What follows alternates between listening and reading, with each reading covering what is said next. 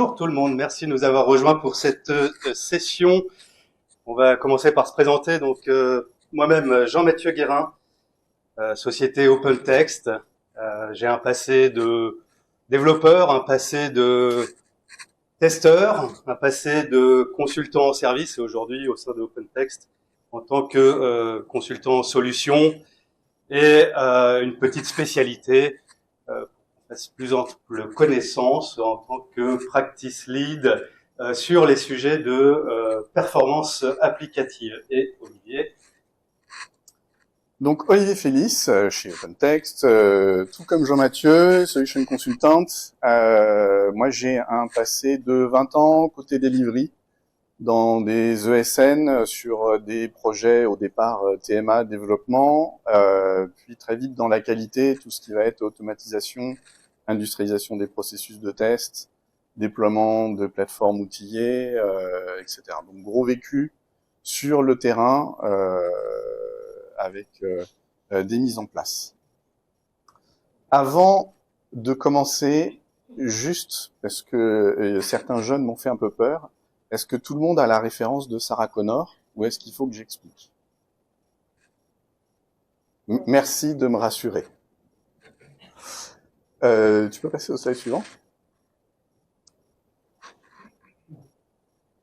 Donc, un grand merci à tous nos partenaires. C'est en fait grâce à eux qu'on peut organiser l'Agile en scène. Salon que je trouve très sympa. Ça permet à tout le monde d'échanger entre vous et pas que de voir également les sessions. Donc voilà, c'est la première fois qu'on est tous les deux en tant que speaker sur cet event. Donc merci pour votre indulgence. Autant on a l'habitude sur du WebEx, mais c'est un peu plus facile que en présentiel. Et tu peux passer au slide suivant, s'il te plaît. L'IA dans vos activités. Aujourd'hui, on sait que l'IA est un impondérable. On a bien vu le nombre de sessions qu'il y a eu hier, encore ce matin.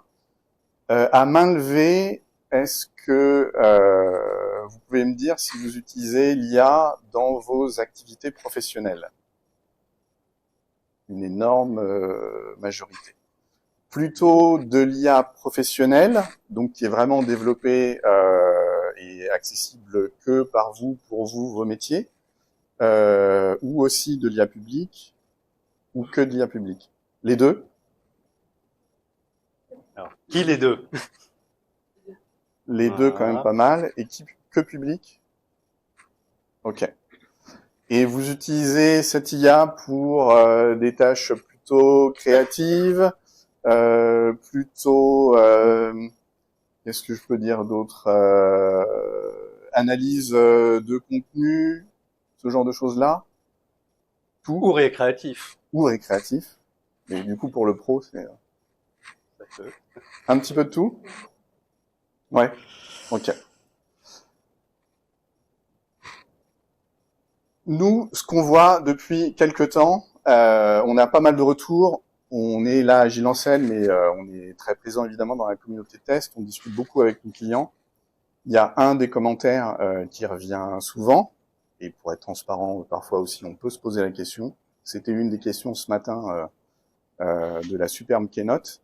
Est-ce que l'IA est une menace? D'où la ref Terminator et Sarah Connor. Est-ce que ça peut remplacer notre job? Est-ce que ça peut mettre en péril nos activités? Notre intuition, pour le moment, avec ce qui existe, c'est que, et j'aurais tendance à dire, c'est peut-être plutôt comme ça qu'il faut le voir. Sinon, on est toujours déprimé. Parce que finalement, à chaque révolution technologique, à chaque révolution industrielle, on se pose toujours les mêmes questions. Moi, je me rappelle d'avoir démarré dans le siècle dernier sur de la GPO, gestion de production assistée par ordinateur, pour mettre en place ça, et le chef de chantier était catastrophé parce qu'il passait sa vie à calculer les mesures des pièces pour fabriquer. Et j'ai dû faire beaucoup de conduites de changement malgré mon jeune âge et lui son ancienneté, pour lui expliquer que peut-être ça allait plutôt l'aider à revenir à son cœur du métier, qui est de gérer les équipes, plutôt que de faire de l'administratif, entre guillemets, pour calculer la longueur des pièces. Notre conviction, c'est ça, on préfère rester positif, ou en tout cas, si ça ne sera pas le résultat, on va essayer de vous donner des idées de cas d'usage sur des situations qui existent en projet, qui devraient être faites, qui ne sont pas faites. Ce n'est pas un reproche, c'est factuel, on le voit, on l'a vécu.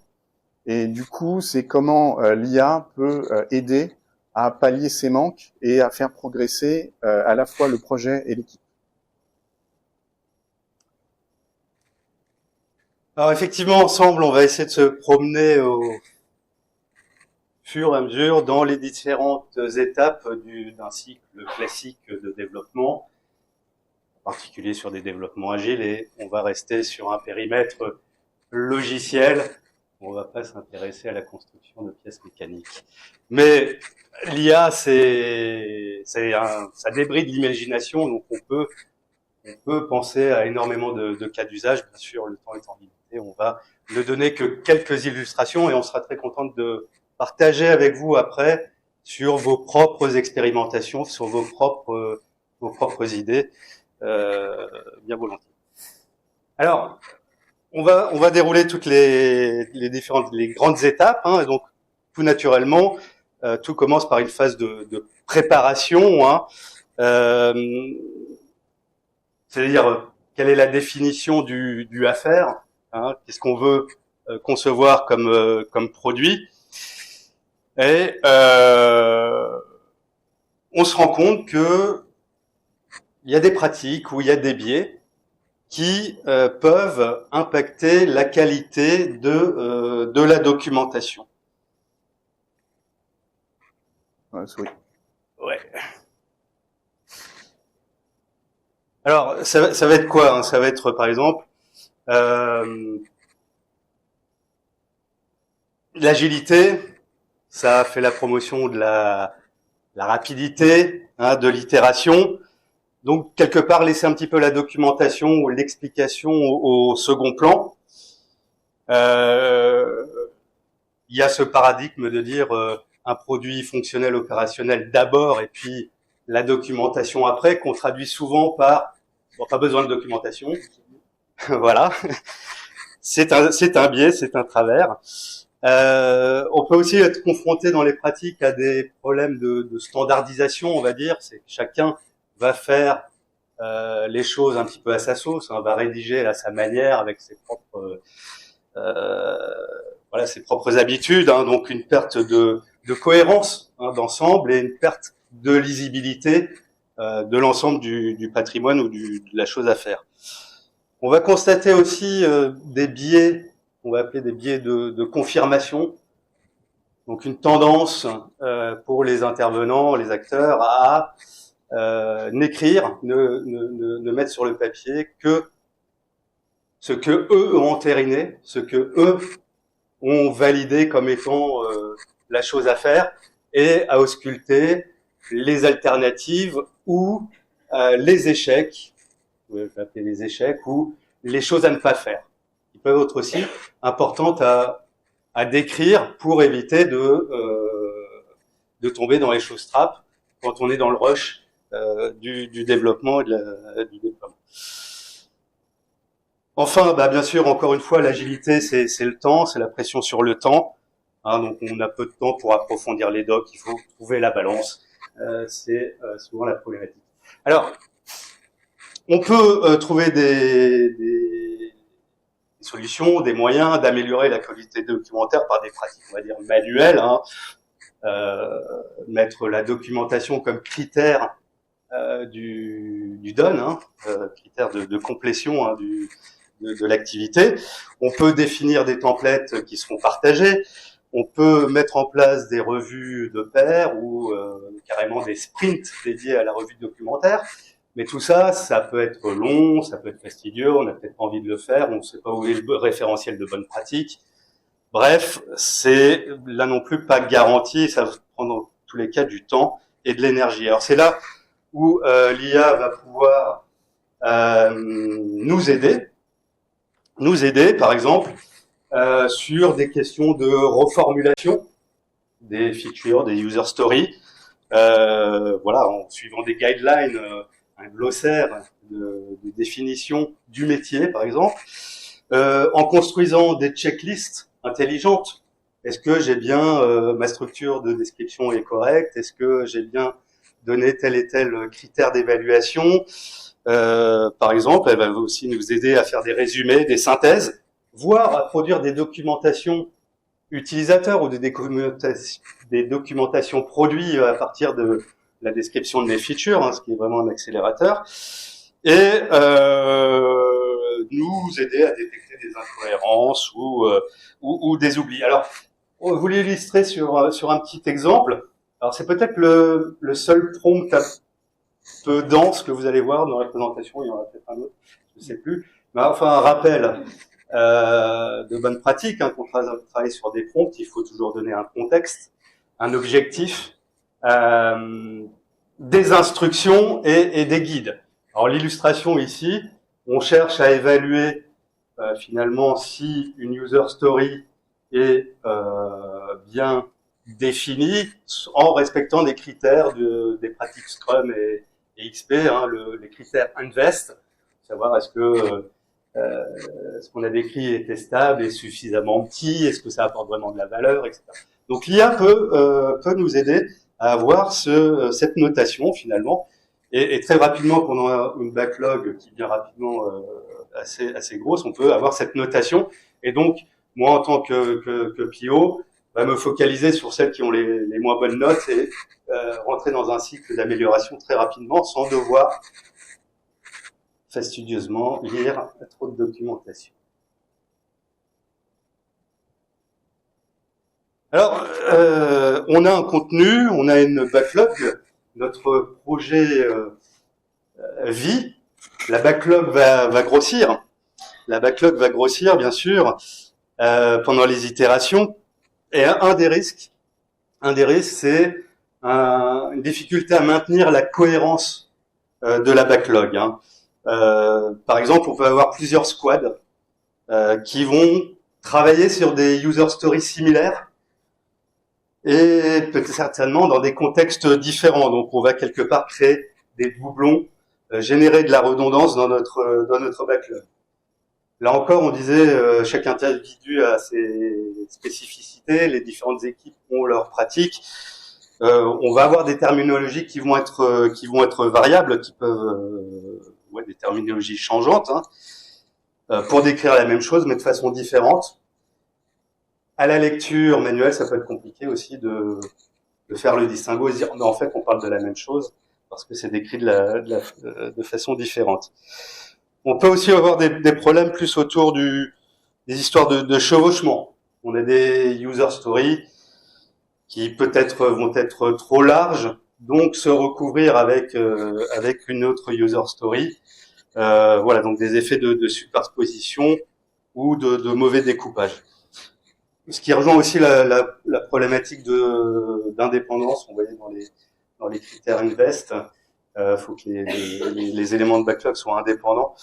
Voilà, c'est des problèmes de recouvrement, ça peut être aussi des problèmes de dépendance. Et voilà, après, notre projet vit, grossit, on rajoute de nouvelles backlogs et on oublie, par exemple, de faire une révision de l'existant. Parce que finalement, je crée un nouvel élément, mais je me suis pas posé la question, ou j'ai pas pris le temps de me poser la question, est-ce qu'il n'y a pas déjà un élément qui existe, un élément de backlog qui existe sur cette chose-là, question de refactoring, etc. Des soucis, j'ai peut-être oublié de passer mon slide. Bon, voilà, ça va être mieux, pardon. Excusez-moi. Oui, dans ton discours et ta passion, Voilà, voilà aussi des problèmes d'analyse, hein. On comprend bien que la volumétrie, il faut tout lire, il faut tout comprendre.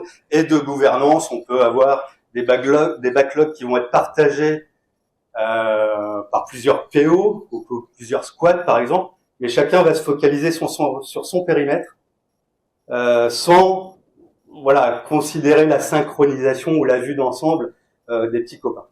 Donc on peut avoir des backlogs qui vont grossir artificiellement et qui vont être difficiles à ingérés. Donc tout ça, ça a de l'impact sur la qualité de la documentation et du produit et sur sa valeur. Donc illustration, bien sûr, de l'apport de l'IA. Ça va être de détecter des similarités. C'est l'exemple qui est affiché à l'écran. Dis-moi, dans mon patrimoine, dans ma backlog, est-ce qu'il y a des user stories qui se chevauchent ou qui sont en doublon? Donc on va avoir l'IA va être capable de donner un certain nombre de précisions, de détails là-dessus. Puis après, bien sûr, l'humain a encore sa part. On va faire son travail après l'investigation sur ce premier tri qui va être donné par l'IA. Et qui est l'IA qui va nous proposer plein d'autres choses. On peut être plus inventif que la petite liste de 3 points que j'ai mis là, sur des regroupements, des propositions de regroupement ou de fusion d'items, ou sur la normalisation, je l'ai déjà évoqué, du vocabulaire utilisé.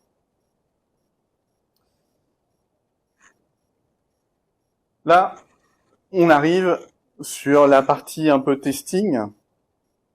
On a la notion de création de couverture. On vous fait grâce des prompts qui peuvent vous aider à créer des user stories et des cas tests parce que ceux-là, on les trouve basiques. On pense trop souvent à eux. Enfin, c'est trop, non, mais on pense très souvent à eux.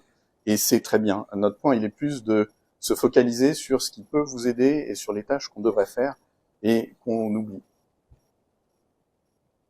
Vas-y, encore un coup. Et... pardon, dans l'autre sens. Encore un coup, et on va tout défiler parce qu'il faut qu'on accélère un peu. Pas trop quand même, merci. Là, l'idée, c'est la notion de couverture. Un des gros challenges sur le test, c'est de s'assurer qu'on a bien tout couvert. Et là, l'idée, c'est de faire un prompt qui n'a rien d'extraordinaire. Le résultat est super intéressant parce que, Jean-Mathieu le disait, on peut avoir des gros volumes. Moi, ce qui m'intéresse dans cet aspect-là, c'est pas tellement les aspects qui sont couverts, c'est plus la partie qui n'est pas couverte. Et l'analyse me dit, il y a un point important sur la performance, ça c'est assez classique. Il y a un autre point qui est super important, c'est sur l'accessibilité. La keynote en parlait ce matin, ça tombe bien, c'est le hasard, on ne s'est pas concerté. Il y a bien le décret d'application qui est sorti, c'est souvent des choses qu'on oublie, qu'on peut oublier, qui ne font pas forcément partie de la feuille de route standard d'une équipe, mais c'est ces aspects un peu réglementaires à côté sur lesquels il faudra qu'on passe, et plutôt que de se faire un projet dédié, peut-être qu'on peut y penser tout de suite pendant la création ou pendant la période de maintenance quand la réglementation arrive. D'autres aspects aussi sur la notion de robustesse sur les tests, de faire plus de tests sur du multi-browser pour s'assurer que notre couverture technique, là c'est pas forcément fonctionnel, c'est plus technique, est bien couverte. Je dis pas parce que du coup on va gagner un peu de temps. L'obsolescence, un de mes chevals de bataille. En tant que personne qui aime collectionner, je me retrouve souvent dans cette situation. La notion de dette cachée, pardon. La dette technique, ça parle à tout le monde. On sait que quand il y a du code qui est changé, au bout d'un moment, peut-être que les fonctions, elles sont pas utilisées, etc. Il y a ce que j'appelle, moi, la notion de dette cachée. C'est tous ces objets, toutes ces user stories, les features, les tests qu'on fait, qu'on crée au fur et à mesure du temps, on les utilise pas forcément. Si la théorie de l'image de gauche, c'est d'avoir une bibliothèque de référentiels parfaitement rangée, avec les items qui viennent à vous quand vous les cherchez. Vous tapez un mot-clé, tout de suite, il y en a qu'un seul qui arrive, et vous le trouvez tout de suite. La réalité, c'est plus comme l'image de droite. J'aurais tendance à dire rangée comme la chambre de mes ados. Cette bibliothèque-là est mieux rangée que la chambre de mes ados. C'est beaucoup d'items, certains qui ne sont plus du tout utilisés, et honnêtement, et je compatis pleinement, on est dans notre travail quotidien complètement submergé, on doit aller de plus en plus vite, on n'a plus le temps de se poser la question, est-ce que j'ai déjà un test qui ressemble, est-ce que mon test il est vraiment utilisé, etc. Vas-y. Donc la mission de Skynet, c'est aussi là, pour ça que l'IA est là pour nous aider, c'est de réduire ce que j'appelle la toxicité des items. Pourquoi toxicité? Parce que on peut avoir aussi du report, Les tests, ils sont liés à des user stories ou à des anneaux. Pareil pour les anneaux, pareil pour les user stories à des features, etc. Et tout ça, ça peut polluer nos reports parce que ça induit des choses qui sont pas forcément utilisées. Là, un prompt où j'essaye de dire, et souvent je fais ça dans mes prompts, là non seulement je lui demande de me faire l'analyse de l'obsolescence, mais peut-être aussi plus important pour moi, je lui demande quels sont les critères d'obsolescence. Parce que je suis pas forcément toujours un expert, je suis bien conscient que tous les projets ne font pas de tests. Après plus de 20 ans, j'en ai fait mon deuil. Tous les projets n'ont pas forcément accès à des testeurs, à des experts, et je parle beaucoup du test, mais finalement c'est valable pour tout. Et ce qui peut être intéressant, c'est aussi de se dire, l'IA a de la connaissance, l'IA peut me donner les bonnes pratiques. Et donc là, je lui demande de me donner les critères de ce que peut être un objet obsolescent. Pour le test, ça serait des fonctions supprimées, modifiées, de la refactorisation de code, peu exécutée, de la redondance. Donc ça me permet déjà, moi aussi, de me donner des idées et de savoir sur quels critères je vais évaluer. Et après, ça va me sortir une liste. Dans le prompt, je peux lui demander de me sortir que la priorité élevée à moyenne. Là, j'ai donné qu'un seul exemple. Et on peut avoir une liste. Là, ce qui est vraiment intéressant, c'est que tout ce travail d'analyse sur de la grosse volumétrie, j'ai pas besoin de le faire. J'ai déjà ma top list. Je peux lui dire, tu me sors les 10 plus prioritaires, les 10 plus moyens. Et une fois par mois, une fois toutes les 2 semaines, je me fais une petite heure pour évaluer et nettoyer mon référentiel et me dire, là, c'est intéressant, c'est pas intéressant. Là, il me sort que j'ai 2 tests qui n'ont pas tout à fait le même titre, mais qui finalement font la même action. Et là, je vais peut-être pouvoir nettoyer un peu mon test ou le sortir de mes rapports, etc. Et ça me permet de nettoyer mon test. On arrive sur l'automatisation. Et l'automatisation, vas-y, tu peux y aller. C'est un grand sujet. Automatiser ou ne pas automatiser, telle est la question. Nous savons que tous les tests, ça ne sert à rien de tout tester, ça ne sert à rien de tout automatiser. Autant sur la partie test unitaire, il y a des choses qui peuvent être faites très simples, très rapidement, etc. Sur les tests fonctionnels, c'est vraiment une autre paire de manches. Quand on doit faire du bout en bout, quand on doit couvrir des spécificités métiers, ça devient vraiment complexe. Combien de fois, et là encore ce n'est jamais des critiques, c'est vraiment factuel, combien de fois j'ai vu des projets qui se lançaient dans l'automatisation, vraiment plein de bonnes intentions, qui créaient plein de tests automatisés, et au bout d'un an, plus rien. Plus rien, plus utilisable, parce qu'en fait, l'appli, elle vit. Et c'est normal, l'appli, elle peut changer. Et donc les grandes questions, c'est, est-ce que c'est trop complexe? Ça aussi, la complexité. Combien de fois j'ai entendu le paradigme français, qui peut le plus, peut le mieux. Et en fait, en automatisation, c'est faux. Plus c'est compliqué, peut-être plus c'est risqué d'automatiser. Parce qu'un être humain sera plus pertinent, plus rapide, parce qu'il n'y aura pas forcément de formalisation, alors que l'être humain, il a tout dans la tête. Donc c'est des grandes questions à se poser. Skynet va être là pour nous aider et rendre l'automatisation plus durable, au moins faire en sorte que l'investissement a un vrai retour sur investissement. Et donc là, toujours sur le même concept, les prompts, si vous voulez, on pourra en reparler. En toute modestie, ils sont vraiment basiques. L'idée est de dire, j'utilise tel outil d'automatisation, je veux automatiser. Toujours pareil, explique-moi quels sont les critères pour être sûr que mon automatisation elle est intéressante, et sors-moi une top list. Et ça va me permettre très rapidement d'avoir mes critères. Donc là, je vois, il y a la fréquence d'exécution, la criticité. Et évidemment, des experts vous diront, la réponse elle est un peu bateau, etc. Mais c'est toujours pareil. On n'a pas forcément l'expert sous la main. Et là, moi, ça me le sort, ça me permet de me rafraîchir la mémoire et d'analyser et traiter plus rapidement. Ça va me sortir une liste. Dans ce que je vois, là, j'ai mis 2 exemples. La notion de sanity, donc des cas de tests qui sont à exécuter quasiment sur tous les sprints, toutes les releases. Donc ça, c'est vraiment intéressant d'automatiser parce que ça joue sur la fréquence et on aura du ROI. Un autre cas qui peut être très intéressant, c'est le calcul des tarifs de livraison internationale. C'est une priorité qui est moyenne, mais il y a une grande diversité dans les jeux de données, parce que je dois tester plusieurs pays, je dois valider les taux de TVA, les tarifs, etc. Et là, l'automatisation, elle a tout son sens, parce qu'avec un seul test, plusieurs jeux de données, je vais être capable d'automatiser ça et de me soulager sur ma partie test manuel. Vas-y, tu peux y aller. Si on reste dans cet même esprit autour du codage, il y a d'autres typologies de prompts qui peuvent être intéressants.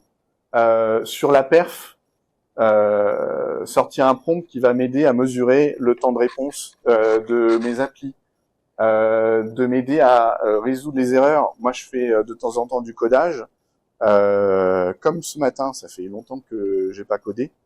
Quand j'ai un message d'erreur, je me pose même plus la question de comprendre le message d'erreur. Je prends mon message d'erreur, je le mets dans GenAI, ça me donne des pistes et ça m'aide.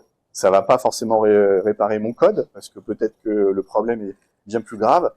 Souvent, le problème vient entre le clavier et la chaise, c'est-à-dire moi-même, mais c'est comme ça.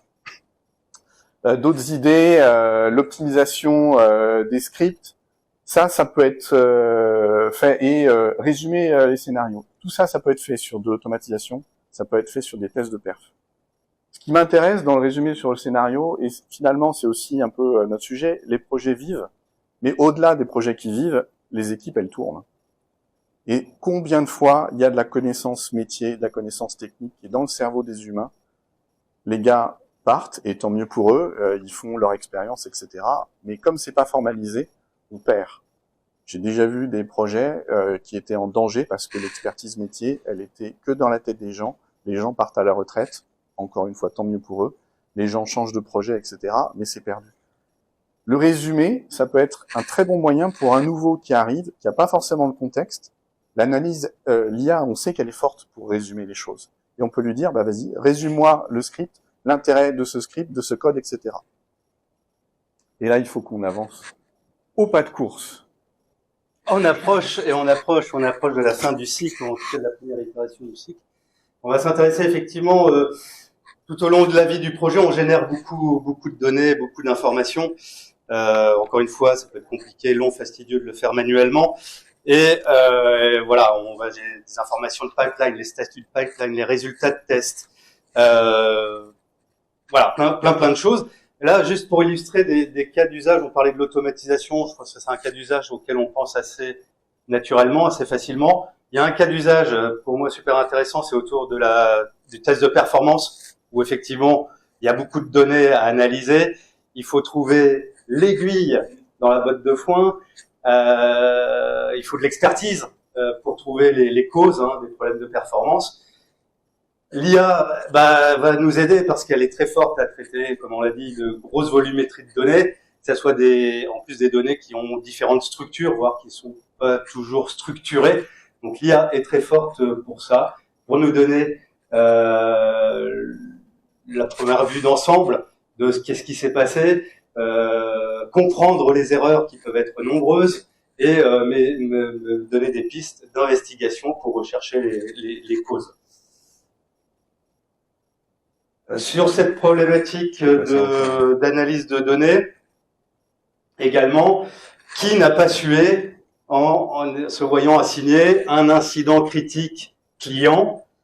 Il faut comprendre le contexte du client, prendre en compte tout ce qui a pu être fait par le support technique avant, qu'est-ce qu'ils ont fait, où est-ce qu'ils ont investigué. Tout ça, ça peut être réparti dans des tonnes d'emails, dans différents systèmes, parce que mon système de defect de production n'est pas le même que celui de change management pour mes développements. Bref, une profusion d'informations qui sont éparpillées, et je dois faire vite, parce que c'est un fixe critique que je dois livrer dans la journée. Eh bien, l'IA, bien sûr, va m'aider à accélérer ces phases de compréhension ou d'analyse, et par exemple me proposer aussi comment reproduire cela dans mon environnement, parce que il y a eu des informations dans les différents tickets des différents échanges qui ont eu lieu dans les chats internes, par exemple. Sur la partie prévision, optimisation, vas-y, tu peux passer direct. Un vrai cas d'usage, une vraie situation que je vais faire assez courte. En 2013 de mémoire, la société Juicero, vous pourrez chercher sur le net, avait une idée avec un cas d'usage très simple, fournir des jus de fruits aux gens le matin, etc. Factuel, pratique, pragmatique, une très belle machine design, de la technologie développée derrière, un appareil, à l'époque, très tendance, les startups, $400. Qu'est-ce qui s'est passé? Dans la pratique, en fait, les gens, ils n'avaient pas besoin d'acheter la machine à $400. Ils achetaient le sachet et ils pressaient dans leur verre. Ça, pour imager. Combien de fois on a vu des métiers, des PO, etc., qui pensaient, ils avaient une super idée, je ne critique pas du tout l'idée, à une fonctionnalité qui était développée, qui était mise en place, et l'utilisateur, par manque de formation, par plein de raisons, une compréhension différente, une façon de penser différente, utilisait la fonctionnalité soit d'une autre façon, soit ne l'utilisait pas. À qui, à main levée, c'est déjà arrivé ou vous avez déjà vu ça? Voilà, c'est un grand classique. Pour éviter ça, Skynet est là encore pour nous sauver, optimiser l'impact de la valeur. Vas-y. L'idée, c'est de faire un prompt qui va demander qu'est-ce que je dois faire pour m'assurer que ce que je vais développer, ça va être utilisé. Là, on n'est pas forcément dans des choses techniques. Il peut y avoir, pour faire résumer, et on pourra en parler après si vous voulez, il peut y avoir un mix. Il peut y avoir des aspects techniques où vous allez mettre dans l'application des logs pour savoir si les users passent par la fonction, etc. Il y a des applis du marché qui sont très fortes pour faire ça. L'autre aspect peut être finalement de mettre des indicateurs, des tableaux de bord business sur vos résultats. Combien de livraisons sont faites directement sur le site, en vente à emporter, pour un site de commerce, etc. Des indicateurs du marketing et tout, pour vous assurer que la fonction, elle sert, qu'elle est utilisée et qu'elle développe votre business, puisque ne soyons pas que philanthropes, derrière, il faut quand même qu'on ait un développement de business. Donc l'idée, c'est un prompt peut vous aider à trouver des idées pour mettre en place ça, et parce que parfois aussi, on sait que les équipes, elles sont un peu en silo, le métier passe pas forcément au PO, etc., ou pas toujours. Et c'est vraiment d'essayer d'être proactif, vas-y, tu peux passer, et de gérer ça. L'autre partie, la gestion des risques. Je regarde, on est large. Sur la gestion des risques, combien de fois on n'a pas le temps? On n'a pas le temps de travailler de façon proactive. Combien de fois les PO, les Scrum Masters sont dans le rush? Tout le monde est dans le rush de toute façon. C'est une vie qui va de plus en plus vite. C'est toujours pareil. Skynet est là pour nous aider, et en fait, c'est nous aider à identifier et prévenir les risques. L'idée, on vous a sorti quelques idées de prompt qui sont pas bien structurées, mais sinon ça faisait trop dense. Si je prends le cas sur les dépendances humaines et processus, il faut qu'on identifie les goulots d'étranglement. Donc là, j'ai une idée de prompt. En rouge, c'est parce que on peut le paramétrer. C'est identifie les contributeurs qui sont assignés à plus de X% des tâches critiques du product backlog. Est-ce qu'il y a des risques de surcharge? Tout ce qu'on vous a montré jusqu'à présent, ça pouvait être fait soit dans des solutions où il y a une IA qui est déjà intégrée, soit finalement à extraire quelques éléments de mon outil, les mettre dans un prompt et de balancer ça sur l'outil d'entreprise parce que ça reste interne. Là, ça devient un peu complexe parce que on touche à énormément d'objets. Et ce qu'on vous propose, on a un peu phosphoré, sans IA, et c'est peut-être l'étape après c'est l'idée qu'on a, vas-y, tu peux passer direct, c'est, on a un prompt. On va identifier les données à traiter. En fait, sortir pour n'avoir que du métrique. Et le métrique, il n'y a rien, il n'y a pas d'IPI, il n'y a pas de propriété intellectuelle, il n'y a pas de connaissance métier, c'est que du métrique. Donc, je peux potentiellement, par liberté, le mettre à peu près n'importe où. Je demande en fait à mes systèmes, mes outils internes, de faire un rapport que de données métriques, j'ai pas de contexte d'intellectuel là-dedans, et je peux demander à mon prompt d'analyser ces métriques-là. Vas-y. Et donc, dans l'idée, on peut généraliser ça sur 3 typologies de prompts qui nous intéressent, ou largement plus. Identification des bouts d'étranglement, prédiction des risques de livraison, anticipation des risques techniques. À chaque fois, ça sera le même processus. Et dans l'étape d'avant où j'identifiais les données que je dois sortir, les tableaux, etc., on peut avoir une V2 où c'est un autre prompt qui identifie les données que me demande mon prompt, qui identifie ou qui fait le rapport que me demande mon prompt et après qui analyse. Et heureusement, c'est bien pour ça que nous sommes encore utiles. Tout ça pour vous dire, un projet, une équipe, des challenges multiples. Mais en fait, 4 minutes, on est bon, on est archi dans les temps.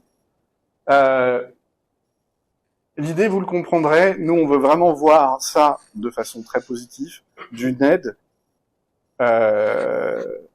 Oui, on l'a vu, et encore cet après-midi, je repense à la keynote assez bluffante de ce matin, plein de choses peuvent être faites automatiquement. Tout ne sera pas fait automatiquement. Et si je regarde mon expérience passée, au siècle dernier, quand j'étais à l'école, il y a les ateliers de génie logiciel qui sont sortis, où on formalisait en UML, et ça devait sortir l'application toute seule. Où en sommes-nous après 30 ans? Un peu plus loin. C'est mieux, mais il y a encore pas mal de progrès. Je dis pas que l'IA n'est pas utile, je dis pas que l'IA peut pas nous remplacer, un peu comme ce matin. Moi, je suis plutôt optimiste, donc je vois du positif. Ce qui est sûr, c'est que la charge de travail théorique qui est demandée aux équipes aujourd'hui, elle n'est pas faisable dans les temps. Il faut être factuel, sauf si quelqu'un me dit « j'y arrive ». À main levée, est-ce que quelqu'un y arrive? Merci. Merci vraiment de jouer le jeu. Je savais que vous y arrivez, mais pour le bien de mon intervention, je sais bien que vous n'avez pas levé la main. Donc, on voit plein d'avantages, et ce qui nous importe, c'est l'augmentation du niveau de maturité et de la qualité. Il est tout à fait possible que les gros projets de chaque entreprise qui sont très critiques aient un très bon niveau de maturité, un très bon niveau de qualité. Je ne le conteste absolument pas. Mais combien de projets aujourd'hui sont un peu dans la galère, n'ont pas forcément beaucoup de moyens et pour autant doivent appliquer les processus globaux de l'entreprise? Et pour moi, l'IA, Terminator, est là pour nous aider. C'est vraiment le nouveau membre de l'équipe. Et c'est pas moi qui le dis. C'est la vraie histoire. Il se tape dans la main, high five. Pour prouver ce qu'on dit, quelques chiffres. Pour être tout à fait honnête, les chiffres, on leur fait dire ce qu'on veut et tout peut dépendre du contexte. Ce qui est sûr, c'est que ça, c'est des vrais cas d'usage. Moi, il y en a quelques-uns qui m'intéressent. C'est finalement, et ça peut paraître bizarre, mais celui-là, très souvent, on oublie que le référentiel, que ce soit user story, epic, test, anomalie, c'est la vie du projet, c'est la vie de l'application, c'est la connaissance de l'application. Et quand il y a des nouveaux qui arrivent, même process, on n'a pas forcément le temps de les former, ils se forment sur le tas, etc. L'IA est forte en analyse, elle peut aider à analyser et donner un peu d'historique, donner un peu plus de contexte, ou en tout cas, ça peut aider à mieux formaliser pour mieux mettre de façon écrite numérique ou papier le métier de l'application, le contenu de l'application. Nous avons terminé. N'oubliez pas de remplir le rôti. C'est avec idée à partager également. C'est avec plaisir. Merci de votre présence et participation. Qui ont eu le courage, si vous voulez.